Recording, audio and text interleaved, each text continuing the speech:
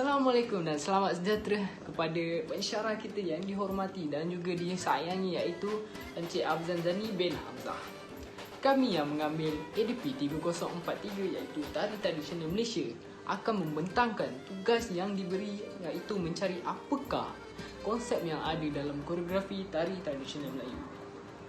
Jadi, konsep yang kami pilih adalah konsep pergaulan. Sebelum itu, kumpulan kami akan membagikan kepada dua ayat topik, iaitu yang pertama adalah 3 peringkat pergaulan di sisi Islam yang diterapkan dalam Tari Tradisional Melayu, dan ayat topik yang kedua pula adalah adab pergaulan dalam Tari Tradisional Melayu. Jadi, apakah dikatakan dengan pergaulan? Okey, secara definisinya, pergaulan atau ikhtilat dalam bahasa Arabnya menunjukkan hal yang bercampur atau bergaul dengan orang yang lain. Jadi maksudnya pergaulan ini adalah merupakan jalinan hubungan sosial antara seorang dengan seorang yang lain yang berlangsung dalam relatif yang lama sehingga saling mempengaruhi yang lain. Dalam Islam juga ada 3 adab atau peringkat pergaulan, iaitu yang pertama adalah ta'aruf, tafahum dan ta'awun untuk diaplikasikan dalam konsep Tari Tradisional Melayu. Apakah itu semua?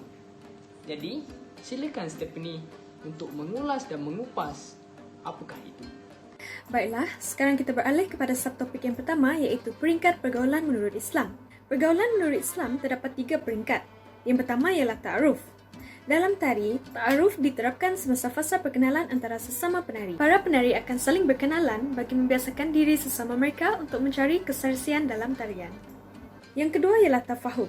Tafahum pula merupakan fasa di mana setelah sekian lama para penari bekerjasama dengan satu sama lain, mereka akan mula memahami watak dan perwatakan setiap orang dalam kalangan mereka. Maka dengan ini, mudahlah bagi mereka untuk mencari keserasian bersama dalam melakukan persembahan. Peringkat yang ketiga pula ialah ta'awun. Peringkat yang terakhir ini akan dilalui oleh para penari, terutamanya jika terdapat masalah dihadapi dalam menyiapkan sesuatu koreografi, maka akan wujud sifat bantu-membantu sesama mereka. Mereka juga akan saling membantu sekiranya terdapat setengah penari menghadapi masalah dengan ragam-ragam tertentu. Sekarang saya akan serahkan kepada Cheryl untuk membentangkan subtopik yang seterusnya. Adab pergaulan dalam tarian tradisional Melayu.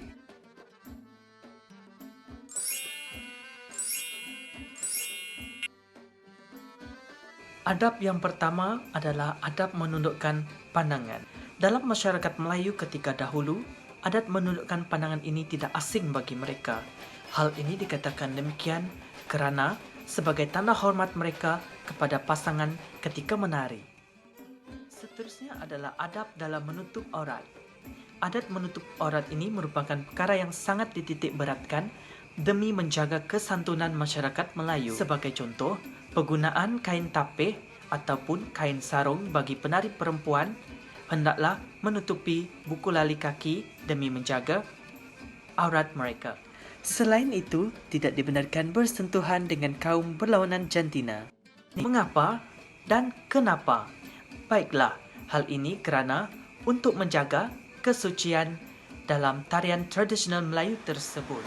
Secara terperincinya, adab pergaulan di dalam tarian tradisional Melayu ini kita dapat lihat dalam setiap elemen yang terkandung di dalam tarian tradisional Melayu tersebut. Jelaslah bahawa hal ini menggambarkan kehalusan budi dan kesantunan masyarakat Melayu.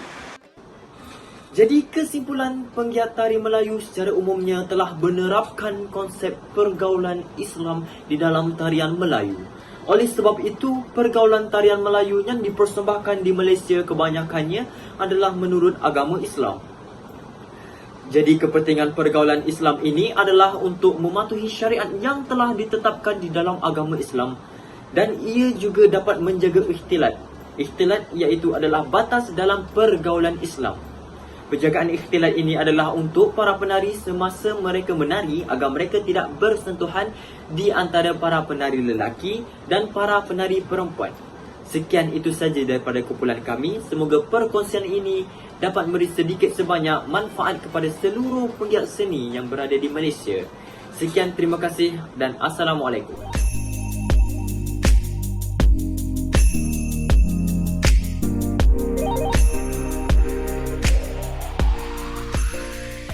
Masyarakat pada pada zaman dahulu suka kepada keamanan, bersopan santun dan saling menghormati antara satu sama lain.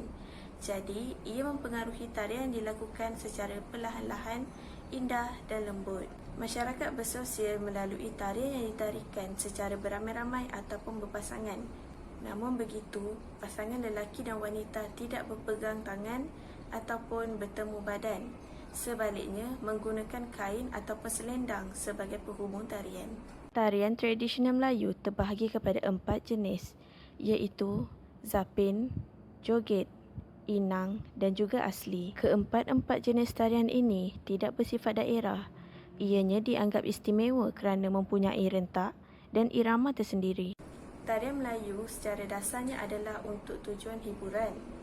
Oleh demikian, ia sering dipersembahkan di majlis-majlis tertentu seperti di majlis keramaian. Saya akan terangkan mengenai konsep keramaian secara umum. Majlis keramaian atau lebih dikenali sebagai kenduri merupakan majlis yang memerlukan penyertaan dari masyarakat setempat yang meliputi kawan-kawan, sanak saudara dan juga jiran tetangga. Baiklah, berikut merupakan contoh-contoh gambar dan juga video di majlis keramaian. Di Malaysia, majlis keramaian adalah seperti kenduri doa selamat, kenduri perkahwinan, jamuan sambutan hari lahir, majlis makan malam dan sebagainya. Baiklah, berikut merupakan contoh tarian dalam majlis keramaian yang saya ambil daripada filem Sumpah Orang Minyak 1958. Menyusun tari ala tari, lembah diberi, cergas tangkas, olah sayang, gerak dan geri, menjunjung tinggi, amu tinggi, kening sejati. Majlis-majlis keramaian berikut kebiasaannya dilihat meriah kerana orang ramai berkumpul untuk meraihkannya, terutama ketika majlis perkahwinan. Masyarakat bukan sahaja datang untuk menjamu selera, namun untuk berhibur melalui tarian seperti ronggeng dan joget lambak. Ianya merupakan salah satu hiburan masyarakat Melayu pada awal kedatangannya dahulu di tanah Melayu.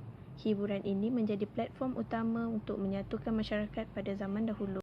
Bagaimana konsep keramaian diterapkan dalam tarian tradisional Melayu?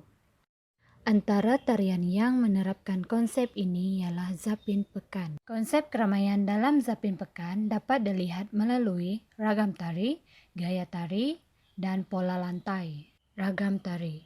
Kelajuan untuk setiap ragam tari mengikut alunan tempo muzik, meniru kegiatan emosi manusia dan kelakuan hewan, dan menari secara berpasangan dan selang-seli bertukar arah. Gaya tari mempunyai tenaga dan keupayaan menari dalam rentak dan pergerakan yang cepat, berinteraksi dengan pasangan, dan tarian mengikut konsep yang ingin dipersembahkan. Yang terakhir sekali iaitu pola lantai. Pola lantai mengikut keluasan tempat. Tempo tarian adalah sederhana dan mempunyai 3 peringkat. Peringkat yang pertama, permulaan tarian. Kedua, pecahan serta lenggang tari. Dan yang ketiga, penutup tirai tarian. Koreografi. Koreografi disebut sebagai reka tari. Dalam koreografi, koreografer akan merancang struktur tari sehingga menjadi pola lantai. Dalam konsep keramaian, menunjukkan mereka sedang gembira dalam sesebuah majlis keramaian. Seterusnya, untuk pemilihan lagu pula, pemilihan lagu yang rancak dan sesuai dengan konsep keramaian. Pemilihan lagu ini menggambarkan suasana di sesebuah majlis keramaian. Untuk interaksi penari pula, para penari akan mengusik antara pasangan tanpa bersentuhan. Para penari juga akan dilihat sentiasa senyum, menandakan sedang gembira. Perubahan zaman menjadikan manusia lebih cenderung kepada memperhalusi dan memperindahkan lagi tarian tradisional Melayu, tetapi tidak mengubah keasliannya.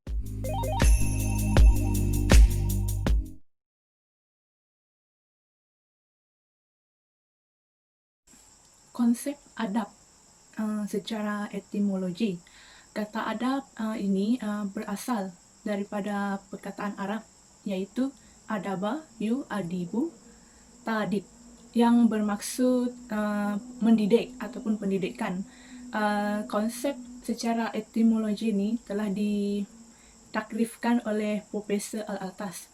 Seterusnya, makna dan tafsiran lain, adab dikaitkan dengan akhlak, memiliki budi pekerti yang baik, perangai, tingkah laku, akan tabiat-tabiat yang sesuai dalam nilai-nilai ajaran agama Islam. Makna dan tafsiran ini telah dijumpai dalam kamus Al-Mujid dan Al-Kausta. Seterusnya, adab ialah pengiktirafan bahawa ilmu dan makhluk disusun secara hierarki berdasarkan tahap dan kedudukan masing-masing. Melalui analisis semantik Prof. Al-Atas, mentakrifkan adab ini mengambil kira unsur-unsur keilmuan, kerohanian, dan akhlak. Pandangan Profesor Al-Atas terhadap adab juga, adab merupakan tindakan untuk mendisiplinkan jiwa dan fikiran. Adab juga perilaku yang benar dan berlawanan dengan perilaku yang salah. Adab juga merupakan sesuatu pencarian kualiti dan sifat jiwa yang baik.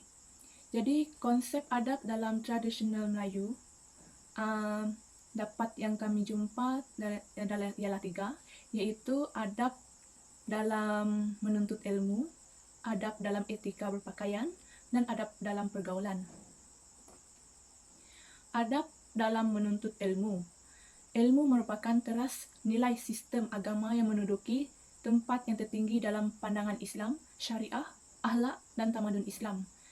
Yang kedua, seseorang yang ingin menuntut ilmu mestilah beradab demi mendapatkan keberkatan yang dipelajari. Dalam Islam menegaskan beberapa adab yang harus dijaga demi menuntut ilmu kerana ia sangat berkait rapat dengan diri kita sebagai seorang Muslim. Nabi Muhammad menyatakan dalam satu hadis yang terkenal akan kewajipan menuntut ilmu, satu kewajipan bagi Muslim dan Muslimat. Menuntut ilmu, sesuatu ilmu melambangkan bahawa kita menghormati guru yang menyampaikan ilmu dan pelbagai jenis ilmu. Dalam tarian tradisional Melayu, kita turut mempelajari sesuatu ilmu tentang tarian, teori-teori tarian, dan apa-apa yang berkaitan tentang ilmu tarian. Dalam mempelajari ilmu tarian, kita juga mempunyai adab sebagaimana yang dijelaskan dalam Islam. Pengajar dalam ilmu tari juga wujud untuk menyampaikan tentang ilmu tarian. Sebagai contoh, setiap penciptaan tarian tradisional mempunyai satu makna yang ingin disampaikan oleh seseorang, oleh koreografer kepada penonton.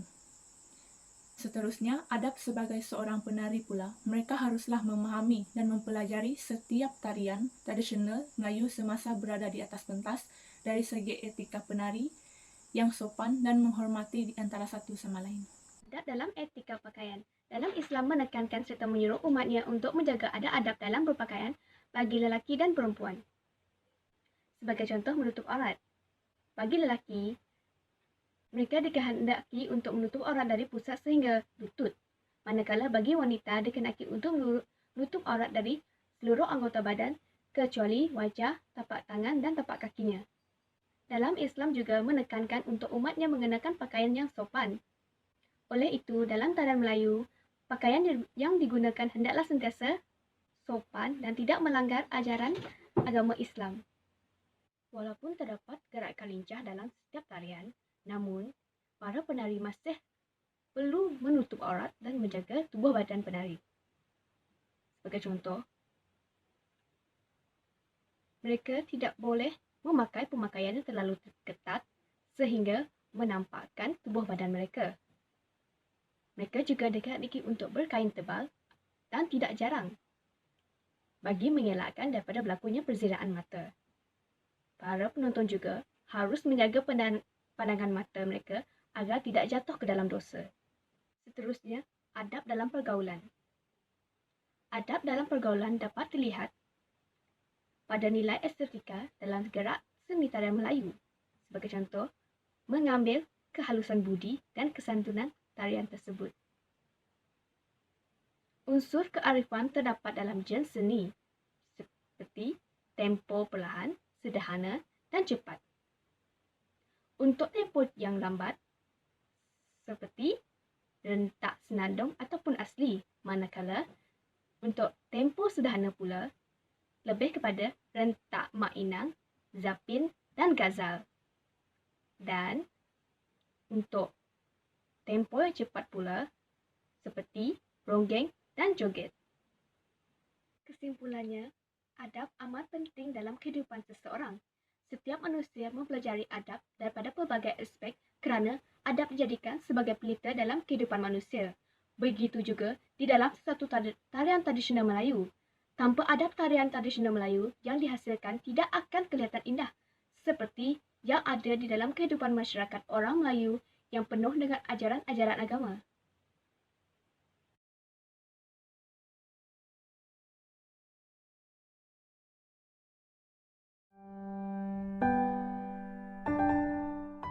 Salam sejahtera semua. Hari ini saya akan membicarakan tentang konsep pergaulan dalam koreografi tari tradisional Melayu di Malaysia. Apakah yang dimaksudkan dengan konsep pergaulan dalam koreografi tari tradisional Melayu? Sebelum kedatangan Islam, masyarakat Melayu mengamalkan pemahaman animisme yang percaya bahawa setiap objek ataupun bahan mempunyai roh ataupun jiwa masing-masing.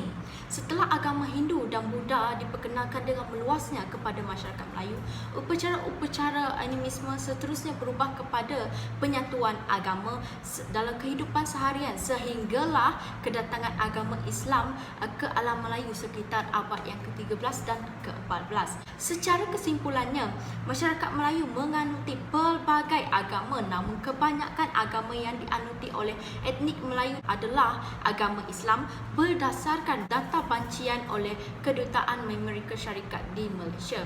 Seperti mana yang kita secara umumnya tahu bahawa agama Islam mengajar serta mendidik umatnya untuk sentiasa menerapkan nilai-nilai murni dalam kehidupan seharian. Hal ini seterusnya menjurus kepada konsep pergaulan dalam tari tradisional Melayu yang mana terdapat beberapa adab pergaulan yang sentiasa dititik beratkan atau diterapkan di dalam tari Melayu mendasari 3 peringkat, iaitu pertama, ta'aruf yang bermaksud perkenalan. Berdasarkan konteks tari, sudah pastinya penari-penari yang terlibat perlu berkenalan sesama sendiri dan juga sesama penonton.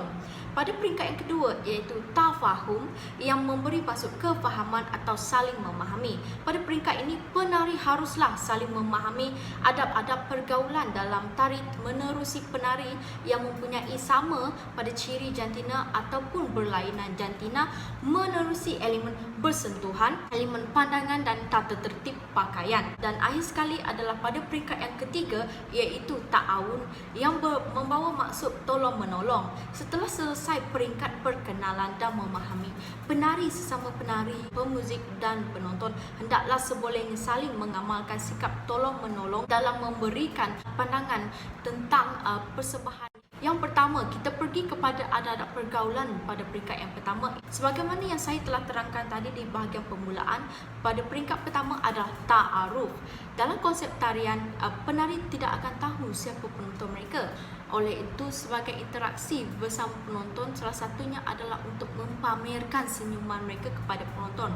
Penari perlu mempamerkan senyuman atas pentas dengan gaya mimik muka dan senyuman yang diberikan, maka akan wujud proses perkenalan antara penari dengan penonton. Seperti mana yang kita ketahui, dalam Islam juga telah dinyatakan bahawa senyuman adalah amalan yang mulia. Senyuman itu juga adalah satu sedekah. Oleh yang demikian, ia berkait rapat dengan apa yang telah saya bincangkan tadi. Seterusnya, adab pergaulan diikuti dengan peringkat yang kedua iaitu tafahum. Sebagaimana yang kita tahu, tafahum bermaksud kefahaman. Oleh itu, tafahum dalam konteks ini dikaitkan sesama ahli-ahli seni iaitu penari dengan penari, penari dengan pemuzik. Merujuk kepada peringkat tafahum antara penari dengan penari, dikelaskan pula kepada beberapa aspek iaitu dari segi aspek bersentuhan, pandangan dan tata tertib pakaian. Bagi penari lelaki dengan penari perempuan, batas dari segi aspek pandangan dan sentuhan mereka adalah sangat terhad kerana Islam mengharamkan lelaki dengan perempuan bersentuhan. Bagi penari, mereka akan faham tentang perkara tersebut dan bersikap lebih kreatif dengan menggunakan props seperti selendang sebagai cara interaksi bersama penari lelaki mereka.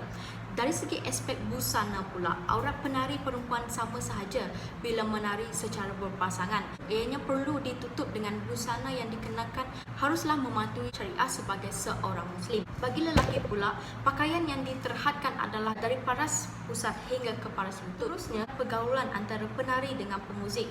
Pemuzik di atas pentas tarian perlu faham akan keseluruhan persembahan. Pemuzik juga akan mula dengan tempo atau intro sebagai permulaan untuk penari memulakan tarian mereka. Sebagai contoh, tarian inang dimulakan dengan intro seperti violin dan gendang. Di sini peranan pemuzik adalah sangat penting untuk mereka ketahui di mana bahagian permulaan untuk tari tersebut. Selanjutnya kita pergi ke peringkat terakhir dalam adab pergaulan iaitu ta'awun. Ta'awun berkait rapat dengan maksudnya iaitu tolong menolong. Dalam skop tarian ianya melibatkan adab semasa persembahan oleh penari, pemuzik dan penonton. Walaupun dibatasi dengan batas pergaulan, para penari, penyanyi dan pemuzik haruslah bekerjasama dan tolong menolong untuk menghasilkan satu persembahan yang hebat. Para penonton dapat bekerjasama dengan ahli pentas dengan menunjukkan ekspresi atau mimik muka mereka yang terhibur dengan persembahan yang diberikan. Mereka juga boleh menghargai persembahan dengan memberikan kata pujian dan berkata perkara yang baik seperti yang disyorkan oleh agama Islam. Secara kesimpulannya, mereka mematuhi konsep pergaulan dalam Islam iaitu ta'aruf, tafahum dan ta'awum. Konsep pergaulan ini dapat dikaitkan dalam tarian tradisional Melayu. Proses berkenalan antara penari dan penonton adalah seperti ice breaking. Para penari, penyanyi dan pemuzik perlu memahami antara satu sama lain dan saling tolong menolong untuk memberikan persembahan yang baik. Kerana dari situ orang dapat melihat identiti orang Melayu Islam yang lebih beradab. Sekian sahaja penceritaan saya yang dibicarakan tentang konsep pergaulan dalam tari tradisional Melayu. Sekian, terima kasih.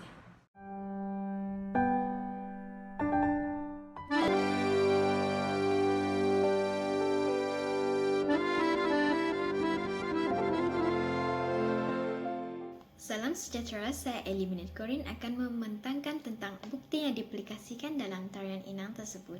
Dalam tarian inang, semasa penari menari tarian inang, mereka mempunyai budi pekerti dan sopan santun. Misalnya, mereka menggunakan kaedah lemah lembut semasa menari dengan pasangan. Buktinya, orang Melayu sebelum masuk ke rumah mereka akan memberi salam. Seterusnya, penari berpasangan. Penari berpasangan tidak melepasi batas, buktinya tidak bersentuhan dan hanya menggunakan tarian sebagai bahasa isyarat. Contohnya, orang Melayu akan menyapa dan tidak bersentuhan kerana mereka mengatakan kalau lelaki bersentuhan dengan perempuan yang tiada kaitan, ia bukan muhrim. Seterusnya, busana. Dalam tarian inang tersebut, penari lelaki dan perempuan menjaga aurat mereka. Contohnya, cara pemakaian mereka tidak ketat dan tidak menampakkan tubuh badan kecuali tapak tangan, kaki dan muka. Seterusnya, mereka juga tidak menimbulkan riak iaitu memakai berpakaian yang berlebih-lebihan. Tambahan lagi, cara pemakaian lelaki dan wanita berbeza. Maksudnya, pakaian yang khusus untuk lelaki tidak boleh dipakai oleh wanita. Sekian itu saja daripada saya. Terima kasih. Salam sejahtera. Saya Mariana Vincent dan hari ini saya akan membentangkan tentang pergerakan tari mengikut tenaga dan aksi. Untuk tenaga yang digunakan oleh setiap penari dalam menarikan ragam tari Melayu amatlah berbeza. Namun, ianya masih mengekalkan konsep kesopanan orang Melayu.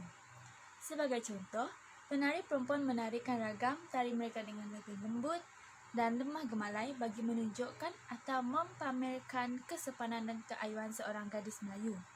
Pada zaman dahulu, wanita Melayu amat terkenal dengan kesopanan dan kelembutan mereka tidak kira dalam percakapan maupun perbuatan. Manakala untuk penari lelaki, mereka melakukan ragam tari yang lebih gagah bagi mempamerkan atau menggambarkan kegagahan dan menunjukkan kemaskulinan seorang lelaki Melayu. Lelaki Melayu pada zaman dahulu amat terkenal dengan keberanian dan kegagahan mereka. Untuk aksi pula, ragam untuk para penari biasanya dilakukan secara lemah lembut atau gagah perkasa. Para penari melakukan pergerakan yang menunjukkan bagaimana pergaulan antara lelaki dan wanita pada zaman dahulu dijaga dengan baik. Mereka melakukan gerak tanpa melakukan physical contact antara satu sama lain, dan mereka banyak bermain body language dan eye contact antara satu sama lain. Pada zaman dahulu, orang Melayu menggunakan tarian untuk berkenalan dengan orang baru ataupun boleh dikatakan mereka mencari pasangan hidup mereka melalui tarian. Semasa menari, mereka akan cuba memikat antara satu sama lain. Hal itu cukup saja menggambarkan bahawa bagaimana orang Melayu pada zaman dahulu amat menjaga pergaulan mereka. Itu saja dari saya. Sekian, terima kasih. Seterusnya, elemen-elemen yang terdapat dalam tarian inau. Yang pertama adalah tubuh badan. Tubuh badan yang membawa maksud konsep budi itu dalam masyarakat Melayu adalah yang mempunyai seni tersendiri. Dengan ketinggian adab menjadi tunjang utama sejak turun-temurun dan dapat dilihat berkait dalam konsep tarian inau. Seterusnya, pergerakan tarian inau yang berirama berunsurkan keindahan, kesopanan, dan kelembutan. Sebagai contoh, pergerakan tangan, kaki, badan, mata, dan anggota badan yang lain. Sesuai dengan konsep busana tari, sesuai dengan konsep busana penari lelaki dan busana penari perempuan yang memiliki warna dan elemen tersendiri yang merujuk kepada lambang masyarakat Melayu itu. Seterusnya, ruang. Ruang yang memberi maksud para penari yang menari tarian inau ini, ruang mereka tidak terlalu padat di antara satu dengan yang lain. Sebagai contoh, penari lelaki dan penari perempuan menari berpasangan tidak terlalu rapat dan tidak pula terlalu jauh. Perbezaan jarak mengutamakan konsep agama dalam tarian lelaki dan perempuan tidak boleh bersentuhan. Sekian.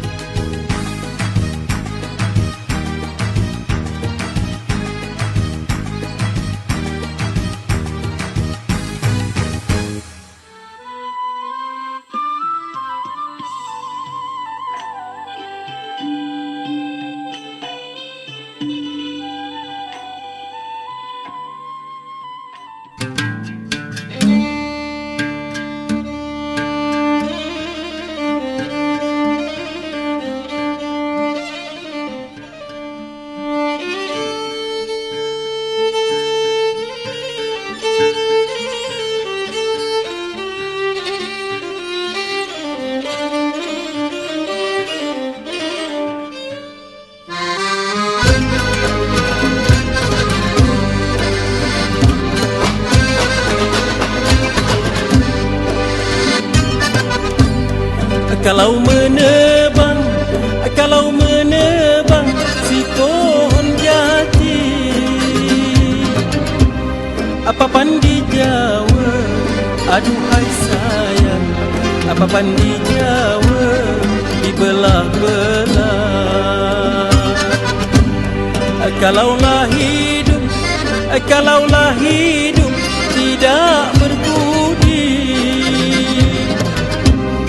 umpama pohon, aduhai sayang, umpama pohon tidak berbuah.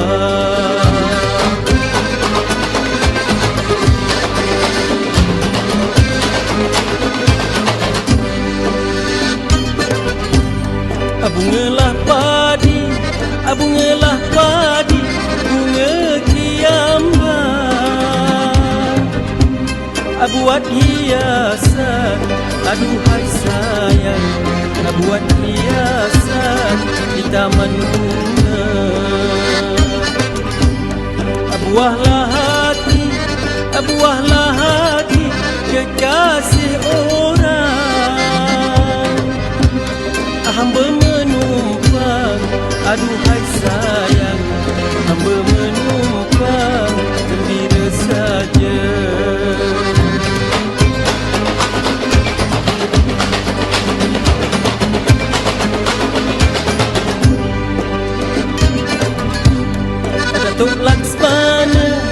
Datuk Laksmana terbang ke hulu,